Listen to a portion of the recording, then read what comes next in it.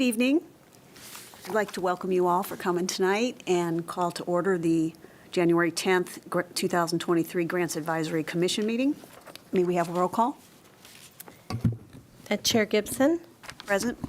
Vice Chair Perez. Present. Commissioner Acosta.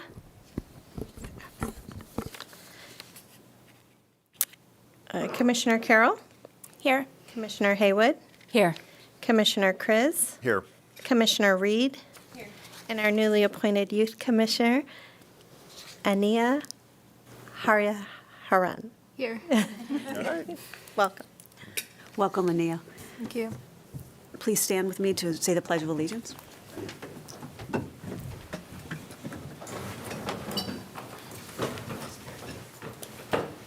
Allegiance to the flag of the United States of America and to the republic for which it stands, one nation, under God, indivisible, with liberty and justice for all.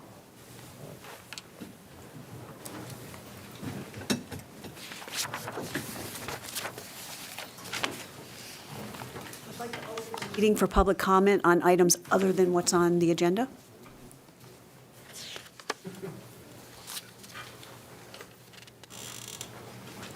We had one there.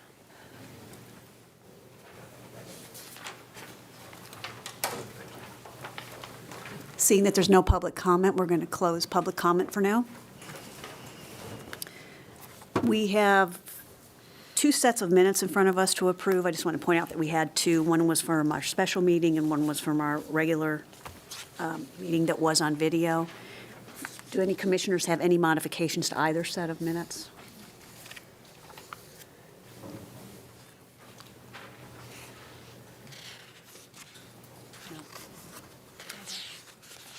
And that we don't have any modifications to the minutes, I'd like to entertain a motion to approve them as written. Commissioner Perez, I'll motion to approve as written. Commissioner Haywood seconds. We have a motion from Commissioner Perez to approve the minutes as written and seconded by Commissioner Haywood. All those in favor? Aye. Opposed or abstentions? Minutes are approved.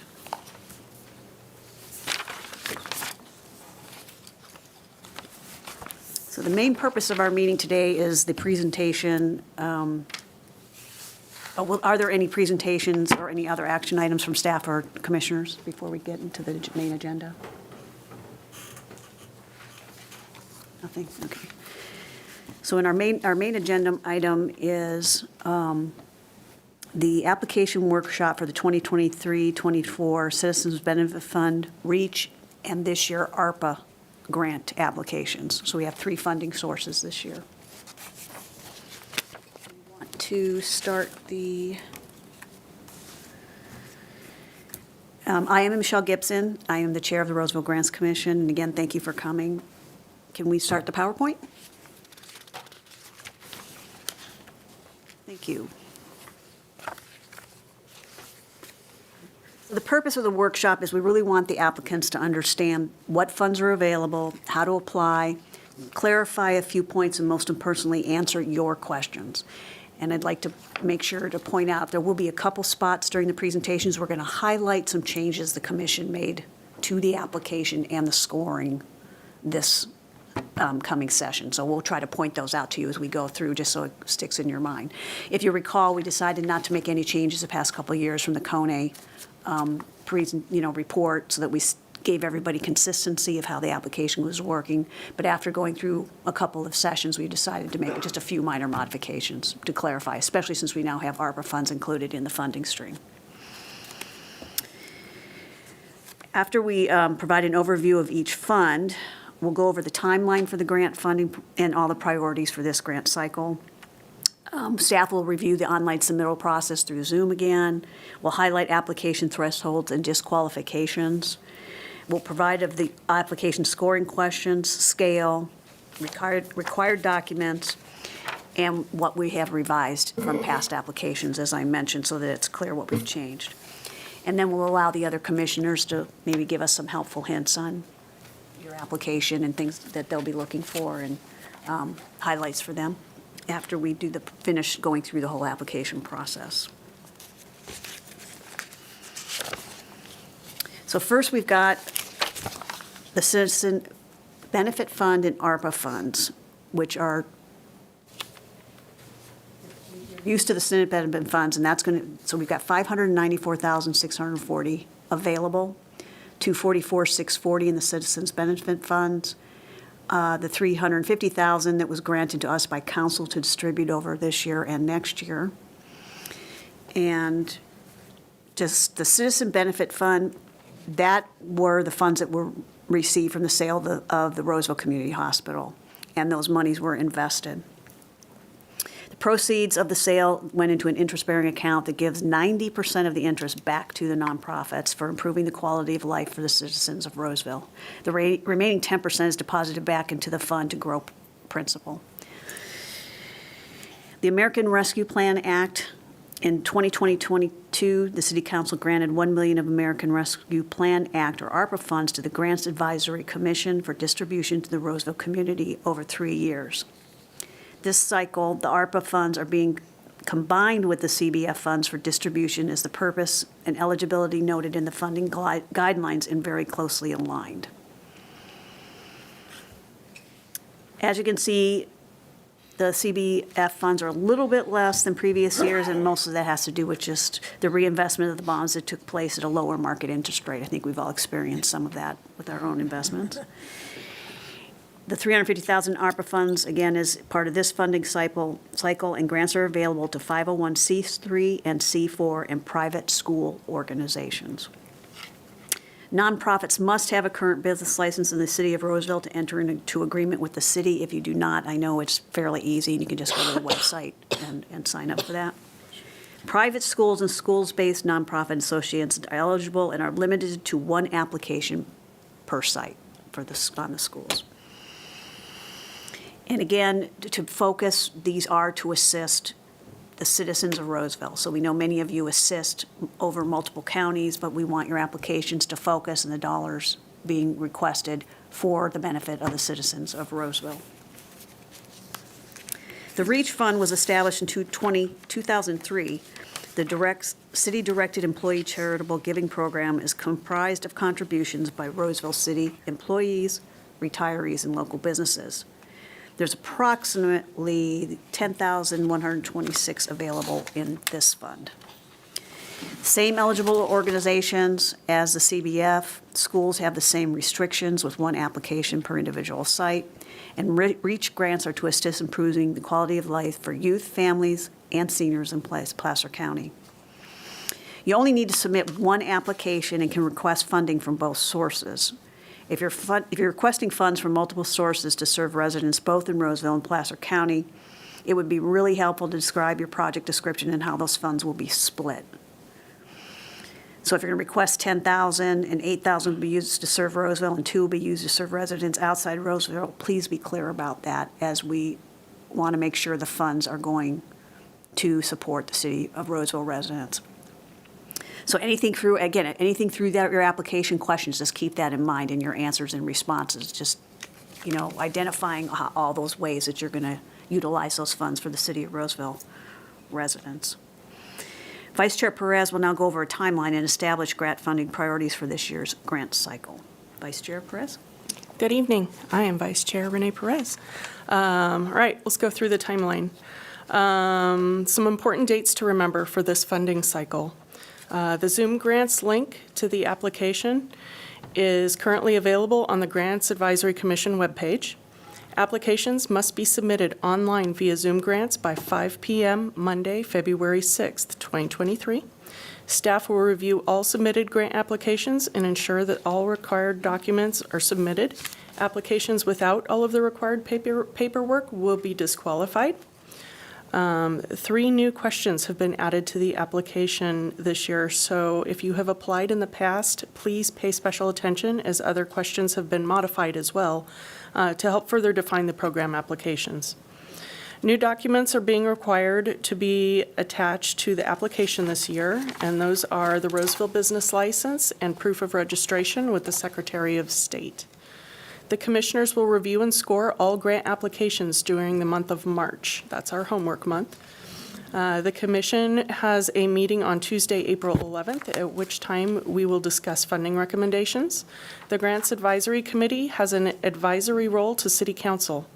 The City Council makes the final decision on grant awards, and the Grant Advisory Commission will submit their recommendation list of awardees and amounts for Council to consider in May or June, and grant checks will be awarded by this commission at our meeting on Tuesday, July 11th. And that is one of our more favorite meetings. Final reports are due by August 31st in Zoom grants for the prior funding cycle, 2022-23. Next slide. Grant funding priorities. The Grants Advisory Commission established and City Council approved the new grant funding priorities 2 years ago, as Michelle spoke of with the the thing. Yep, that's it. 2 years ago that reflect the community needs analysis completed in 2019. The grant funding priorities are strategic one-time grants for innovative projects or programs, capital improvements, or new initiatives. Examples of these special grants may be new initiatives. Applicant identifies a need, service, or opportunity in the community that could offer an enhanced and improved quality of life or experience in Roseville that has not been done before. Innovative ideas based on models from other areas or agencies attempting to take a new approach in providing opportunity to enhance or improve the quality of life or experience in Roseville. And one-time requests if an applicant needs special consideration on a single request basis. Operation Mission Support Grants are for programs or projects that demonstrate effectiveness addressing a community need. Grant recipients can reapply in future years for this priority area. And smaller requests up to $10,000, which can go towards either new programs and projects or support existing operations, which have demonstrated effectiveness at meeting community needs. At this time, I'm going to hand it back over to Tricia to talk about the next thing. Great, thank you. Yes, next I'm going to be going over the online application submittal. Although the funding priorities have not changed, as previously mentioned, there have been some changes to the application questions and the required documents section. So I'm going to go over that. I believe there are a lot of you tonight here and maybe even listening at home that are very familiar with our grant process. But just in case we have some newbies or anyone that if anyone has any follow-up questions after tonight, please feel free to email me questions directly. I believe it's not very easy to see up there, but my email is tisom@roseville.ca.us. And as Chair Gibson mentioned earlier, we will have a public comment opportunity for those of you in the chambers with us tonight after this item concludes. So if you're tuning in from home, you can send me emails directly, or if you feel comfortable tonight and you have questions, please feel free to let us know at the podium. There is a direct link to the Zoom Grants website posted on the city's Grants Advisory webpage. The email that I sent out to everybody, unfortunately, I believe that link was broken. So if you need it, you can go to the webpage, or again, you can email me and I'll send it to you directly. All returning applicants must use their existing Zoom Grants account login. If you are not able to access your organization's login information, maybe staff changed or you don't have that information anymore, you must contact Zoom Grants. They will be able to get that information for you and email you reset passwords and things like that. New applicants will be directed to create a new Zoom Grants account at the time of application. Applicants with issues submitting their grant application can contact Zoom Grants directly. They have a toll-free number, 866-323-5404, or you can access help using the help key that's on their website. I've called and emailed them both. They're very responsive. They have great customer service. The commission not only revised the grant application, but also revised the review criteria this cycle with the continued goal of streamlining the process in order to aid the commission in equitable evaluation of all applications. I'm sure you can imagine how difficult it is for the commission to make the decisions that they have to make. So they really wanted to streamline it to make the scoring that much easier for them to make these decisions. Again, we want to ensure we're meeting the funding criteria and maximizing the assistance to our Roseville residents. So the committee put great thought into the relevance and applicability of each application question, the required documents, as well as the review criteria. The review criteria for this grant application cycle is available on the city's website, and I believe we're going to go over it a little bit later. And let's see here.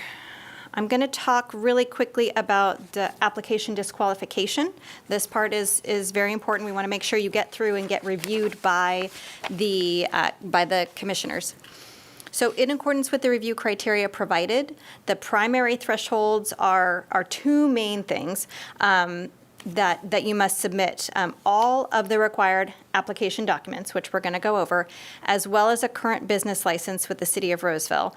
And then the third thing is the required annual reports for 21-22, and luckily everybody did that, so that's good. Applicants who did not apply or receive funds in fiscal year 21-22 are not required to submit the report. Staff reviews the applications for completeness after they've all been turned in beginning February 7th. If these thresholds are not met, the applications are automatically disqualified. All contacts listed in the application will be notified if the application does not meet the primary thresholds. Next, Chair Gibson is going to review the application scoring. So one thing we're not going to do is review all the little things we made on the changes on the questions. And some commissioners will probably comment on that later, but the changes we made were having 2 years of reading your responses, thinking there was some confusion in the way maybe the question was worded. So we wanted to make it a little more specific and a little clearer so that you didn't have to guess what we were trying to get after. So those, when you look at the questions, they're going to look really the same. It's really going to have more text into it explaining what we're asking you to respond to. So I think you'll see that will make some sense to you. On the scoring questions, we changed 4 scoring scales and 2 questions were mostly rewritten. So I wanted to highlight those for you, and they're highlighted sort of on this slide. But in question number 3, the reflecting the mission that meets the general requirements and guidelines for CBF and REACH, that went from 5 to 10. So again, we're stressing more the support of the citizens of Roseville. So we gave that question 5 more points, making it 10. Funds requested, question 4, requested funds achieve an impact on the identified need. We reduced that from 20 to 15. So 3 got bumped by 5, and number 4 reduced by 5. Question 8 used to be question 9, but is now 8, and that was 10 and now is 5, and that's the additional funding support for this project is clearly identified. Question number 9, scoring stayed the same, but we've reworded that. The project budget is well-defined, and budget narrative explains how funding will meet project goals and objectives. It was a little ambiguous before and not too clear, so I believe this is going to, the way this is stated, is going to make it a little clearer. And then number 10 used to have a score of 5, now it has a score of 10, so that went up by 5. And this is where we try to understand your sustainability. So the project budget is reasonable in relation to the organization's budget.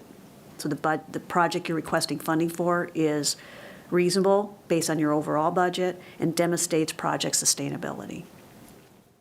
So the sustainability portion was mentioned somewhere, kind of, this is a side gig, but we're making it a little more specific here. So those are the changes, only those 4 squaring, so 3, 4, 8 and 10 had a scoring shift. We basically took 5 from one and put 5 to the other. And 9 and 10 were rewritten and made a little more clear. So those are the major changes of the scale, and you can compare them to last year. And I believe these slides are on the website, right, Tricia? Yes. To refer back to. So that you can reference that PowerPoint. Just to remind you, the grant commissioners rely solely on the information contained in the application to guide us in our decision-making process. There are no opportunities to ask applicants for more information or fuller clarification. So I think that's, again, why we really wanted to tweak the questions a little bit to make sure that we were clear on what you were asking for and why and who it was going to serve and support, because we can't ask you questions. We're just going off what the context of your application is. So take all your characters and tell us what you expect us to know. It'd be great. So does staff want to talk about the required documents and budget highlights? Baby? So under the Documents tab in the grant application, for those of you that are familiar with it, there's a list of required documents that must be submitted as part of your application. So I'm going to highlight the required documents section. If a document is required, it is marked in the required column, and you'll see that at the top. If a document that is required does not apply to your organization, you must still upload a document labeled with an NA or not applicable in front of the respective file name and include an explanation of why it is not applicable to your organization.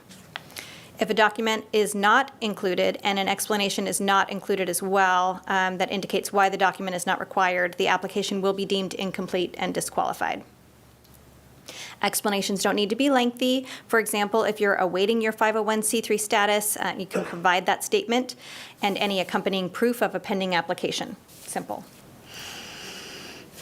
If you're requesting a grant, any grant funds for a capital expenditure or a property improvement, the program does require a total of 3 bids for individual items costing more than $250 each. It's very important for all applicants to understand the 3-bid rule applies to everybody, all organizations applying for any sort of grant funding. We understand that schools often purchase items under larger contracts. Even so, 3 bids are still required. If you're purchasing individual items, the required bids must be based on the cost of each item and not the project as a whole. So if you're purchasing, say, a computer, a microphone, and a headset for each staff person, we would need 3 bids for each items being purchased, again, if they're over $250 each. You can use the price of an existing contract as 1 bid, but you must also get 2 additional bids in order to ensure that grant funds are being used efficiently. That's the entire purpose. We want to make sure that we're not overspending. Also, verbal and online bids are acceptable. Both a signed board authorization and an assurances and certifications form must be signed and uploaded for each application. Please do not substitute or use another form.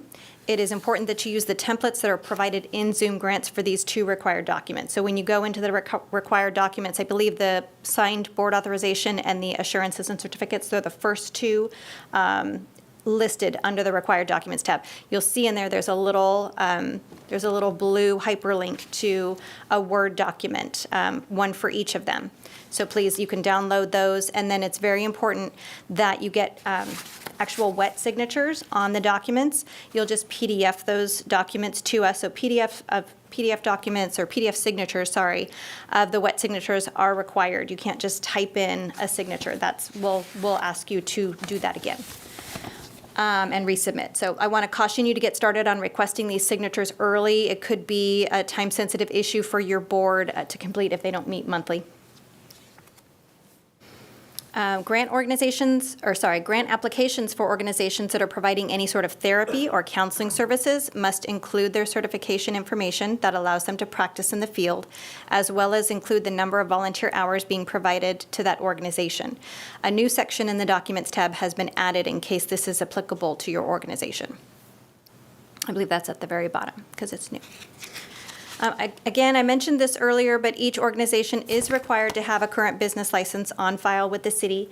You must provide proof with the application.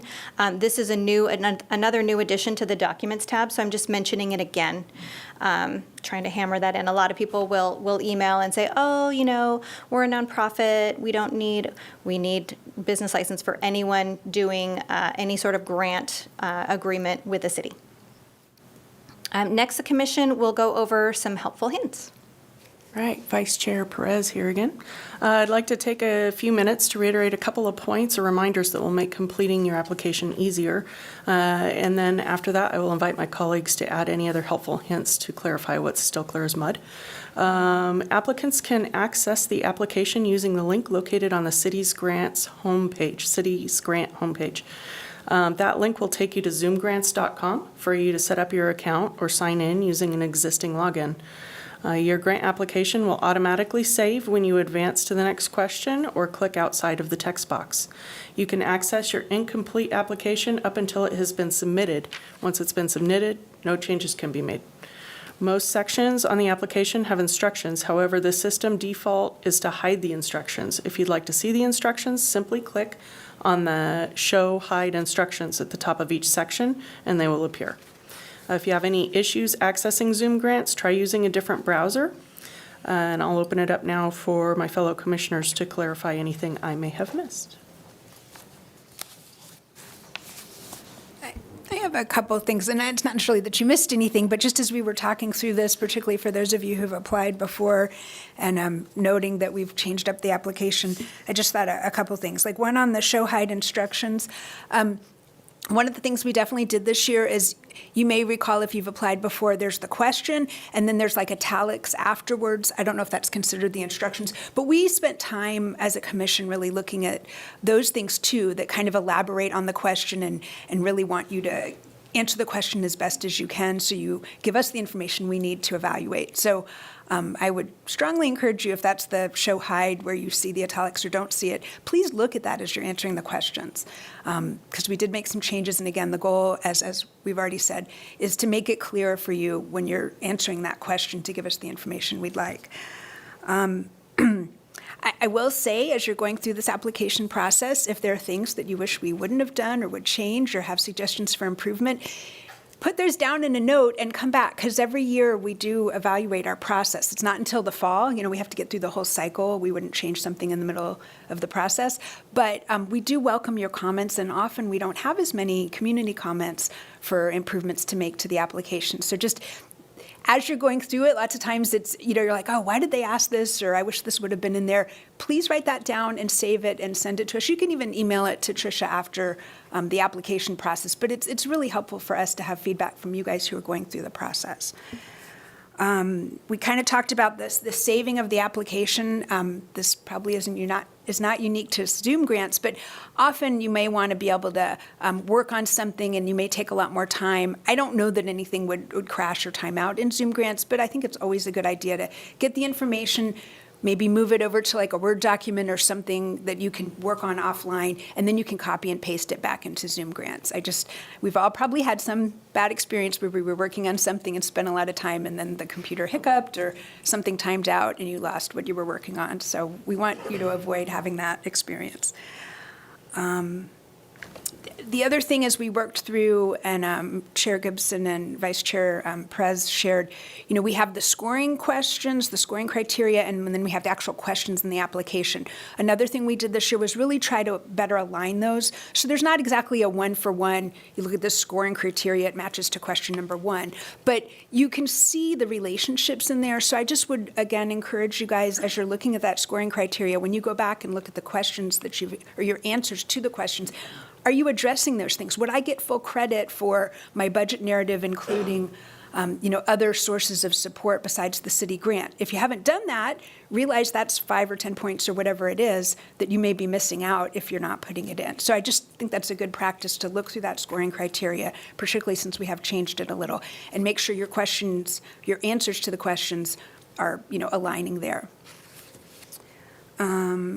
And then one other thing, we did add a budget narrative this year. That's been in the past as an option. This year we made it a requirement, because it's really helpful to better understand not just providing a list of numbers and categories, but how you're really going to use that money. It doesn't have to be long, but again, that's one of the scoring criteria. So we want to give you as much credit as we can.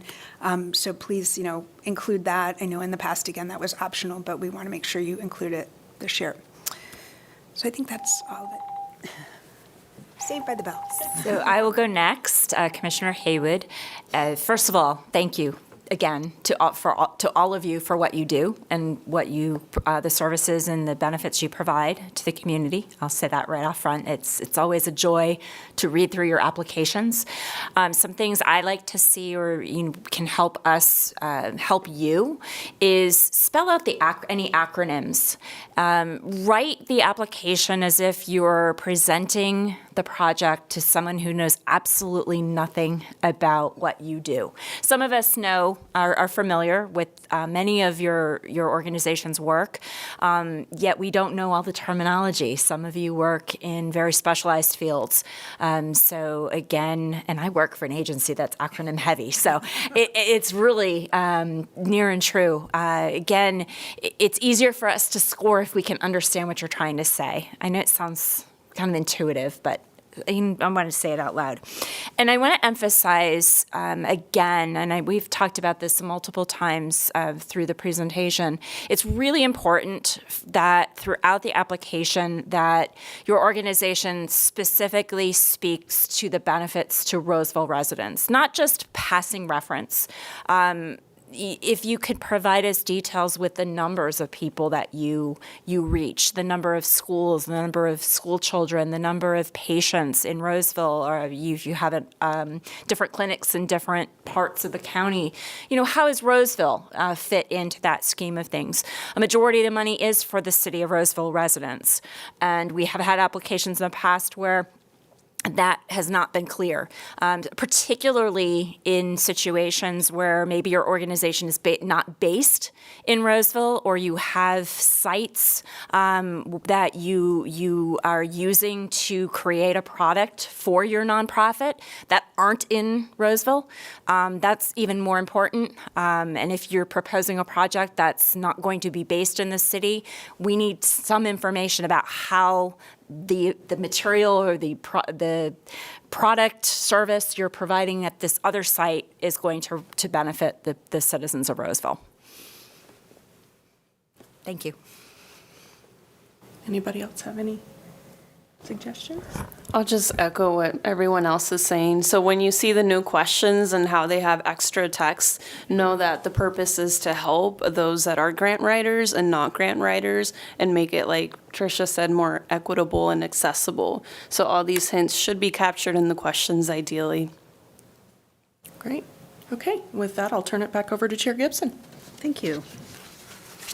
So now we'd like to open up for public comment, and applicants can use this time to ask any questions they have about the application or what we've just covered.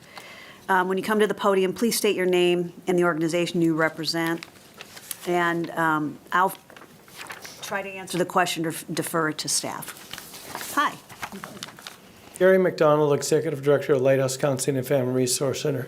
First of all, I want to say thank you very much for the support that we've had over the years. It's really important. And with ARPA funds, we were able to open up a Roseville branch, and so we continue to serve more and more Roseville residents as we grow over the years.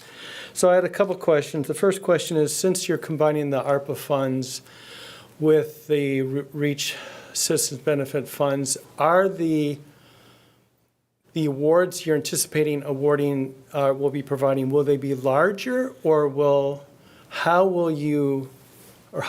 was the intent of putting the funds together? Do you want to say what council's intent was, Tricia? Sure. For that? Sure. So I wish I had a crystal ball. Every year, the Grants Commission, we never know how many applications we're going to get. We never know the total of the ask. And so it will really be dependent on that. Council really wants us to help basically give larger grants to fewer applicants, really, so we can see, we want to see how, we want to make a difference instead of giving little tiny amounts to everybody. So that is council's intent, but the Grants Advisory Commission gets to advise council on that.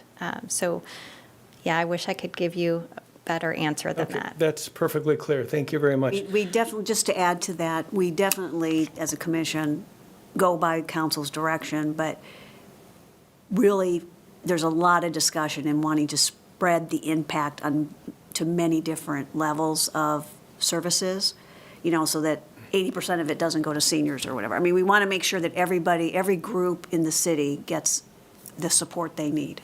And so we do talk about that a lot when we're reviewing the applications and the services that are given by the organizations. Okay, I appreciate that. Next question would be, in the ARPA first round, you talked about, there was some discussion about the funds going to new ideas or new innovative ideas or something that you did not want to fund organizations that you previously funded.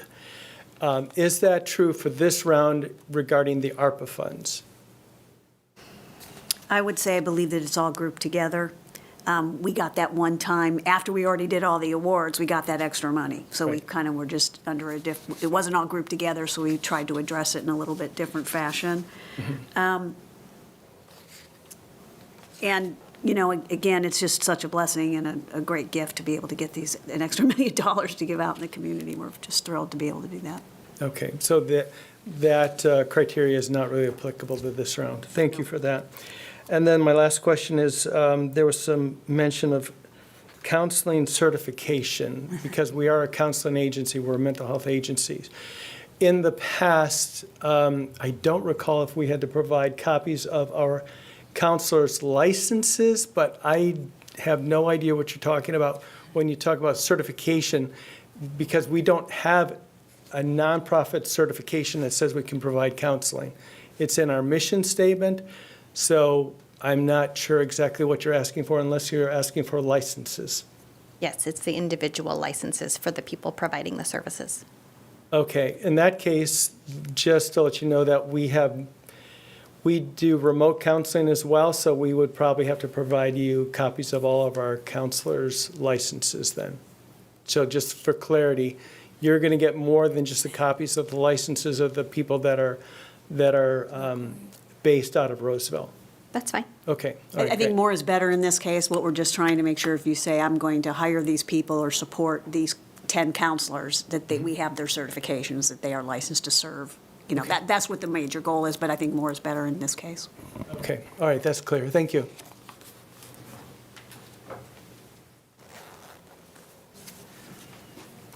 Good evening, I'm Don Kleinfelder. I'm the Executive Director of Child Advocates of Placer County, and I also want to thank you for many years of support.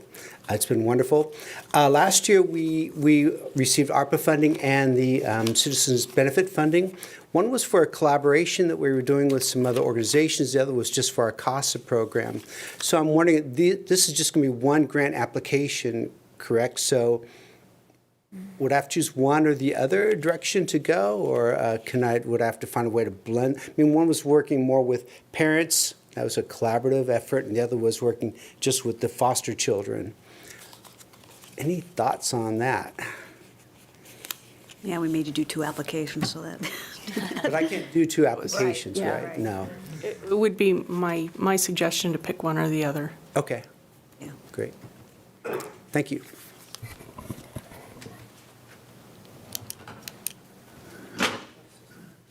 Hi, I'm Glenda Hay with Historic Sierra Vista Neighborhood Association, not the new Sierra Vista, the old Sierra Vista. We had applied last year for sidewalks. We don't have sidewalks. Well, we do. Roosevelt put sidewalks in 1940, but the rest of us don't have sidewalks. I think Tricia's the one I had talked to. One of our reject was because we applied as the Historic Sierra Vista Neighborhood Association under Arcona, but then we're told we were supposed to apply actually as Arcona. But then going through the application, I've got questions like the mission statement and the date founded and the board members. Do I report Arcona as the umbrella? Do I report our neighborhood association? I'm confused on that. I can I'll let you handle field that one. Yes, so if you are an organization operating under a nonprofit, really the nonprofit should be the main applicant. So everything should be based on the actual nonprofit, not, if that makes sense. Entity. The legal entity, thank you, Jonathan. Oh, there you go. So their mission statement, the date they were founded, their board members, because I had to get some of their Secretary of State stuff, but it actually would be all of theirs. But then at some point, I drift over to the narrative to the neighborhood association? Yes. Okay. Next question on the estimates. So we're looking at approximately 155 homes in a neighborhood of 600 homes that do not have sidewalks. With the budget constraints we're going to pick, we're like going to go from the high school and work our way out. To get 3 estimates, this house might have a fire hydrant, this house might have a tree, this house might have a elevation change. Do I actually have to get 3 estimates for every single address and present to you 75 estimates? Or could I get something like a 500-foot, a per foot estimate? A per foot estimate would be the best way to go about that, yes. Okay, so then that could apply then to some of the houses are on a corner, so would be both sides of the street. As long as you know how much, the square footage of each lot, I guess, then you could multiply that. It'd be a linear foot for installing a sidewalk would be a linear feet. Okay, all right, that gives me something to think Chair about. Gibson, did you have a? Yeah, I would just say, just be clear if it's, and I know it's not, it's more like $50 a foot, but if it's $10 a foot and you're going to do, your ask is for 500 linear feet, that you do the math correctly. Yeah. That it all matches and ties together with what your request is. And I'm envisioning kind of like a spreadsheet. 317 Manzanita is so many, 67 square linear feet. So estimate 1 is this, and estimate 2 is that, and estimate 3 is that, and then I don't think you need that much 725 detail. Manzanita is this estimate, that estimate, that I estimate. don't think you need that much detail. If you just have that you've got 3 bids per linear foot or square foot of concrete to add these sidewalks, and we're looking at a project of 10,000 square feet. I don't think you need to list Thank what you. each Yes. frontage is. I think you just want to list, this is what I'm asking for. I'm going to, so if you want to do 20 houses or 100, whatever it is, and that totals, Okay. 5,000 square feet, then, and per square foot, the bid you got from a contractor that would cover it. Linear feet. Linear for feet, okay. Yeah, linear feet for sidewalks. For sidewalks, it'd be linear feet. Yeah, yeah, and some are going to be really easy, and some are Well, going to and be you're kind going of to crazy. you're going to have ADA crossings, you're going to Yes. have, undulated domes to put in, so, let's try to make it as simple as possible for us that aren't Okay. Yeah. in the They're called sidewalk building truncated business. domes. I actually know what those are. Yeah. Okay, thank you very much.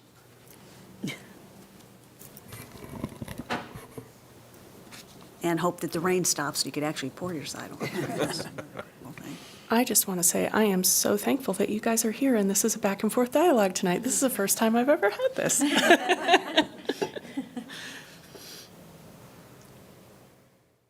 So, any other questions? Don't want to leave anybody out. It's your chance to be at the microphone.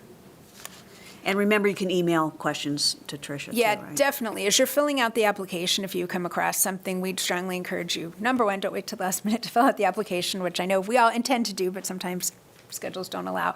But yeah, ask Tricia, and if you're watching this, since we were only able to take questions from people here physically, if you are watching this and you have some questions, or if the questions that were asked provoke some other questions in your mind about things, or you're going through the application, please do email Tricia. Her email is on the presentation. It's also on the website, so.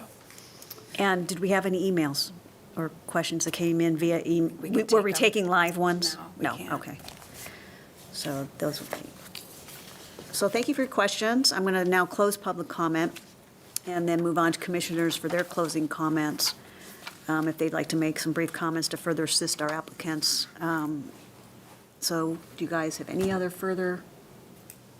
I'm just excited to see what's going to come with this. I've liked the additional funds that we have to be able to distribute, and it'll be nice to see what impact this will be able to have in the community. And as a reminder, we talk a lot about serving those in the city of Roseville, but there's the other element of it is improving the quality of life for residents in the city of Roseville. So it's very difficult if it's something in the arts or it's in the music or it's in education. Those things are, well, there's so many people looked at this piece of art.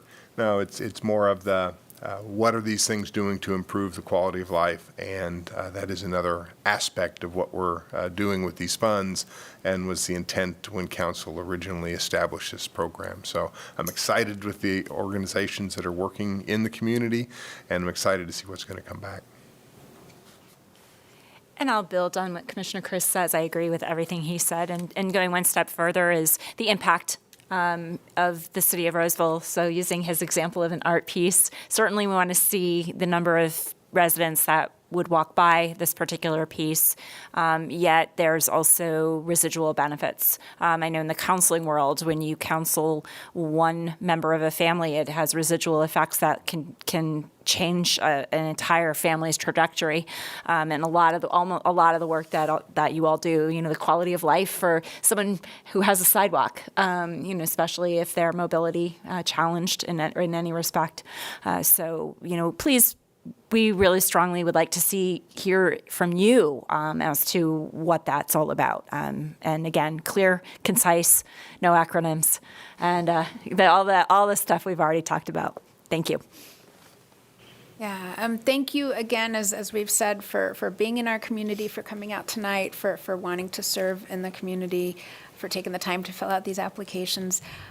With the ARPA funds and the Citizens Benefit Fund, the reason we're stressing City of Roseville residents is that's what those require.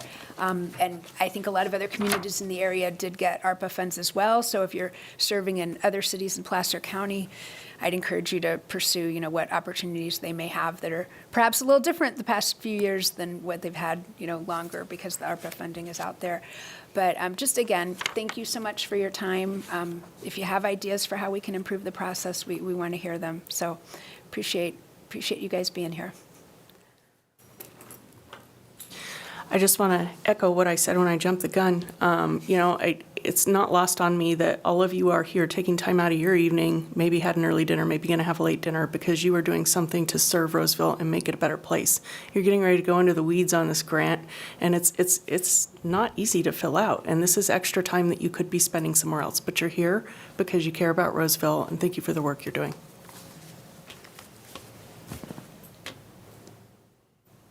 Does our youth commissioner have anything to add? What perspective are you going to bring to this group?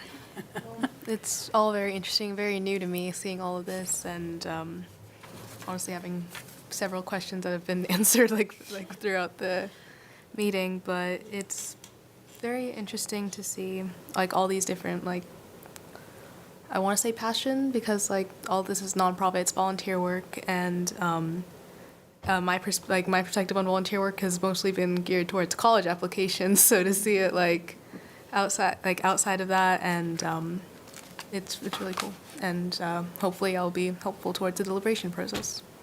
Thank you. And Tricia, can you clarify for the group, Aeneas will score all the applications? Yes, we will take Aeneas' score, but it won't get actually averaged into the ranking, but that's why we want to make sure that she's here during our April meeting so she can give us her perspective. Yeah. So she's going to read them all just like the rest of us. Just so you know, we're always fascinated by the young people and what they bring to the table. Something really quickly as well. Every once in a while, when it gets really close to the end of the grant cycle, or the application being open, the Zoom grants will crash. It's unfortunate, but there are a lot of people in there at the very end trying to get their applications done. So the earlier you get it done, probably the easier. Sometimes I will, people will call and say, what's happening? I will tell you, maybe try and work at, later in the evening, earlier in the morning, maybe on the weekend. The other thing you can do is try using a different web browser. Sometimes Zoom Grants doesn't like certain web browsers. So it does happen closer to the beginning of February, where people will be in there working diligently. So the earlier you can do your application, the better. I think also based on that, and Commissioner Carroll, if you have the opportunity to write your grant in Word and then cut and paste, you're not actively in there all the time when 50 people are in there. It also will do a word count for you, and all those things to make sure you don't get in there and start putting stuff in there and then it says, sorry, you're out of characters, and you got to go back and rewrite something. So I just have a few things that I just wanted to point out, because one, it was mentioned, but just a couple of things. There's no maximum funding awards, so, we may not fund the whole thing, but there is no maximum, so you please ask for what you feel your need is. The grants staff liaison makes all the decisions based on the written material submitted, if your organization gets disqualified or not. I'm on the hot seat. No pressure. No pressure. And And I know from past, you guys have always given everybody the chance. And to reiterate that all your applications and documents become public documents and are available to the public to review. So if there's a section of your application that you need kept confidential, please mark it as such. We know that some of you do deal with confidential situations, and we don't want to put that up online if that's something that you don't want shown. Probably the best thing is not to put that confidential stuff in, but if you do need to have something like that, please mark it confidential, and the city attorney's office will review the request. Some of that may, addresses of board members and stuff, I mean, you don't want to be having that as public information, so just be careful what you put in, knowing it's going to be public information. And then just a reminder, after tonight's meeting, a copy of the PowerPoint will be available to view online on the city's website. And sadly, from now until we make the final funding, we will not be able to visit or tour any of your agencies. However, if you have a fundraiser or a special event that is open to the entire public, we can attend those. We just can't be invited to come one-on-one or as a small group to your organization. So that concludes the application workshop portion of our meeting. Thank you to all our applicants and all the valuable work you do in the community. We sure look forward to reading your applications and getting your feedback how the process went. So thank you. Back to my agenda. Is there a commissioner or staff report, any other additional reports that we need to address? I just wanted to check in with you. Obviously, there's no meeting in February. We're going to be hard at work reviewing the application completeness. And then the commission has an opportunity to begin reviewing the approved applications beginning March 4th. We do have a meeting reserved on our calendar for March 14th in case we had any agenda items. So I just wanted to check in and see if there were any agenda items or if we were going to be our next meeting would be in April. I think last year, it was helpful to just kind of review how the scoring would work. If we have questions at that point, we're starting our process. I think it could benefit Ania as our new youth commissioner as well. I think everyone else has probably been through the cycle. But even if it's a short meeting, my preference would just be to review kind of what our process is, if any questions have come up as we've started scoring, if there are any questions about if there were disqualifications and such. So we don't have to have the meeting in March, but it might be helpful for those reasons. Just as long as Jonathan will be able to be there to keep us above board with the Brown Act. I'll do what I can. Yeah, I think 2 months without a meeting, that's not the best plan. It's good to get together one more time before funding recommendations, especially to assist Ania if she needs any help on what she's doing. Cool. It's the Ania meeting. Thank you for the reminder. What else do you think we need? That was it. So it sounds like we will have the meeting March 14th. And that'll be 10 days after you guys have begun reviewing. Yes, so we will have to be very careful. But yeah, so then I will make sure that we have, or Heather and I will make sure we have an agenda for March 14th. Yeah, I think if you look at last year, we went through kind of the process of something similar to that, and to the extent anything has changed, I think that would be just helpful. And especially since we do have some modifications to questions and scoring, to get back together and just revisit some of that probably is a good idea. Okay, that was it for me. Thank you. Heather, Jonathan? Nope, I'm good. Thank you. So do we have a motion to adjourn? I move to adjourn the meeting. I would second that motion. Commissioner Carroll is moved to adjourn, and Commissioner Chris is seconded. All those in favor? Aye. Aye. Opposed? Mission adjourned. Meeting adjourned. Stay dry, everybody.